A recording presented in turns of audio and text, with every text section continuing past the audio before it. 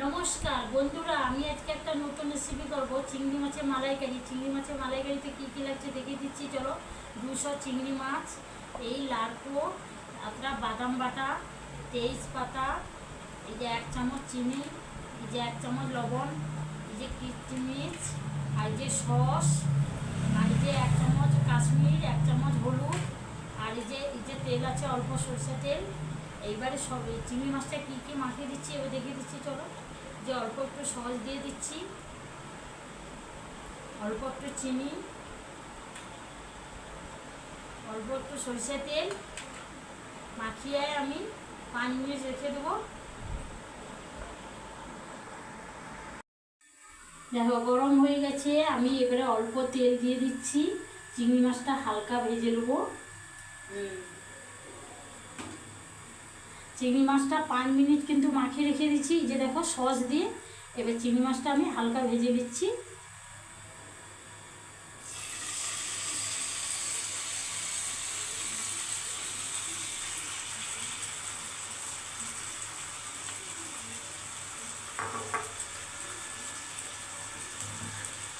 বেশি সময় ভাজবো না, চিংড়ি মাছের মালাইকারি হবে, আমি হালকা ভেজে দিচ্ছি। গ্যাসটা একটু কমা থাকবে।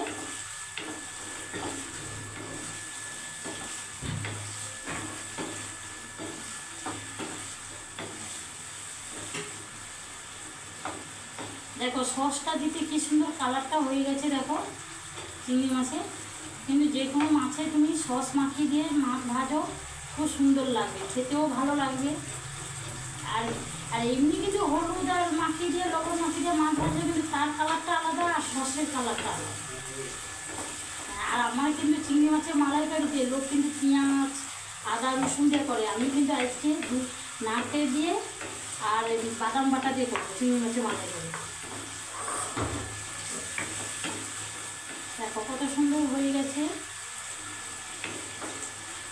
আমি যে সসটা মাখিয়ে দিচ্ছি আর অল্প তেল দিয়ে দিচ্ছি, সব কিন্তু চিংড়ি মাছের থেকে চলে গেছে। দেখো কত সুন্দর তেল বাড়িয়েছি, কি সুন্দর। দেখো এবারে চিংড়ি মাছ হয়ে গেছে, আমি তুলে নিচ্ছি।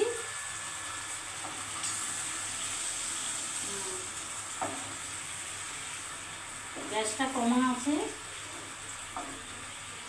দেখো তেলের কালারটা কি সুন্দর হয়েছে। দেখো চিংড়ি মাছ দিয়ে দেখো হালকা ভেজে নিয়েছি। এইবারে আমি অল্প কিশমিশ দিয়ে দিচ্ছি,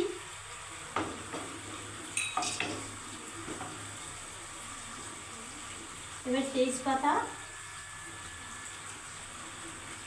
আর একটু অল্প তেল দিয়ে দিচ্ছি, সরষের তেল, 1 চামচ চিনি,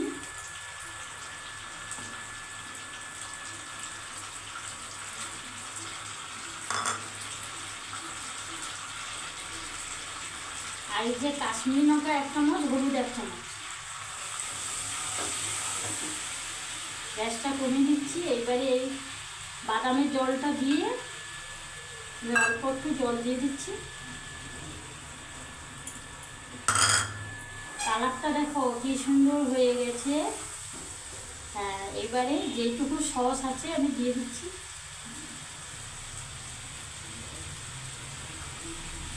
আর এই যে বাদাম বাটা,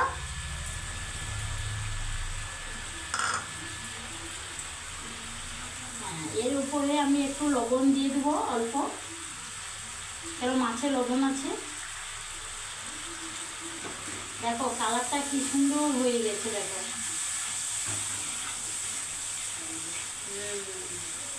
কালারটা কত সুন্দর হয়েছে, কিন্তু আদা রসুন ছাড়া খুব সুন্দর হবে, কিন্তু খেতে ভালো লাগবে।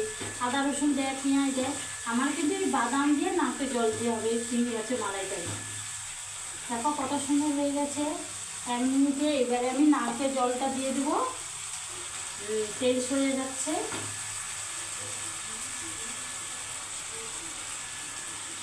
একটু জল দিয়ে দিই, এই জলটা দিচ্ছি আমি কিন্তু।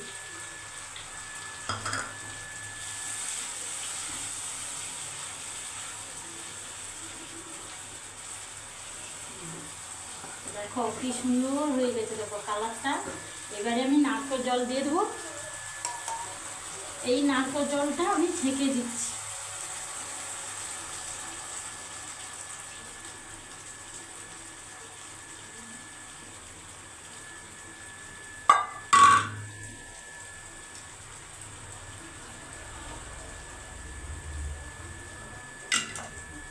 নারকেল জলটা ধোয়ার পরে আমি 5 মিনিট ঢাকনা লাগিয়ে দিয়ে রেখে দেবো। নারকেল জলটা ধোয়া হয়ে গেছে, এবার আমি 5 মিনিট ঢাকনা লাগিয়ে রেখে দিচ্ছি।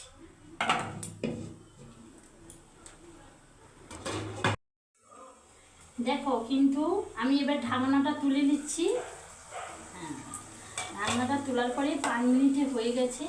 এবারে আমি চিংড়ি মাছ দিয়ে দেবো।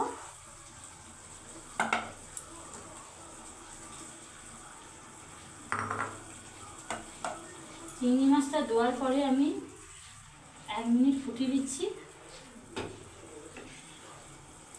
আবার দেখিয়ে দিচ্ছি, চলো ওইখানে আমার কিন্তু এখানে হয়ে গেছে। চিংড়ি মাছের মালাইকারিটা এখানে কমপ্লিট হয়েছে। ভালো যদি লাগে লাইক করবে, শেয়ার করবে, কমেন্ট করবে।